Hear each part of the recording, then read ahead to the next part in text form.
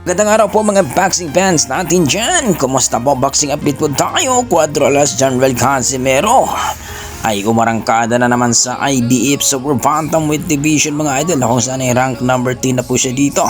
Samantalang itong si Carlos Martin rank number 11 at rank number 9 man itong si Kenneth Loper.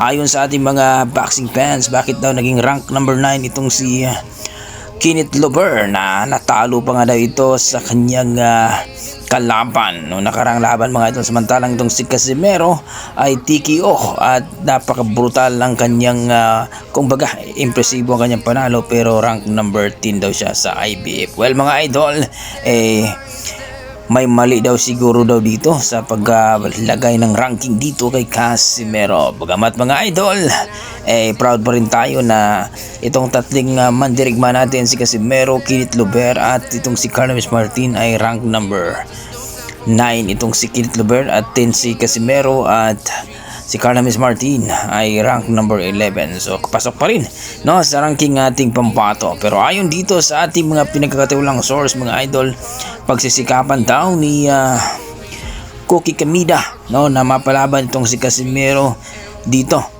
sa 126 pounds mga idol, dito kay Bruce Carrington, ang kampiyon po sa WBC.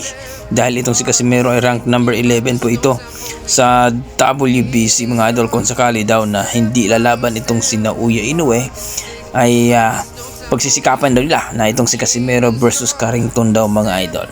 Pero ayon sa ating mga boxing fans mga idol, mas maganda daw kung si Naoya Inoue na daw. Bakit hindi daw lalabanan ni Naoya Inoue itong si Casimero na rank number 4 na ito sa Super Bantamweight WBO mga idol. So yan nga ang sinasabi natin mga idol. Ano pa ba ang reason ni Naoya Inoue kung bakit hindi labanan ni Naoya Inoue itong si Casimero? Pero ayon naman kay Naoya Inoue mga idol, basta manalo lang daw itong si Casimero at manalo, lalabanan daw niya pagdating ng panahon daw mga idol.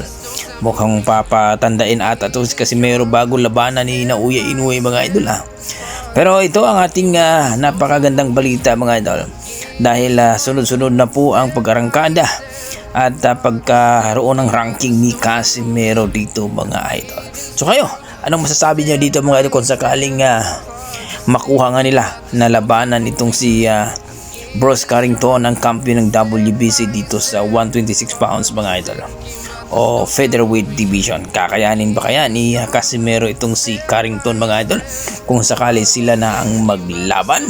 Please comment down below mga idol para ating pag-usapan. Kung manalo si Casimero dyan, sigurado ang kanyang pagiging 4 division world champion at dito makuha niya sa 126 pounds mga idol. Sa kabilang banda mga idol, tagumpay po na nadipinsahan ni Joshua Pasio ang kanyang pagiging world champion dito po sa flyweight division mga idol. So ito po si Joshua Pasio mga idol, isa pong MMA fighter mga idol, kaya proud tayo na nadipinsahan niya. Sa Thailand po ito nangyari mga idol, at around $50,000 po ang kanyang premium mga idol.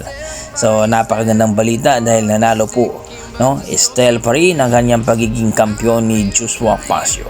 Okay, hanggang dito lang po mga idol. Maraming salamat. Ingat po kayo lagi. Please comment down below kung ano po ang inyong mga opinion. God bless mga idol.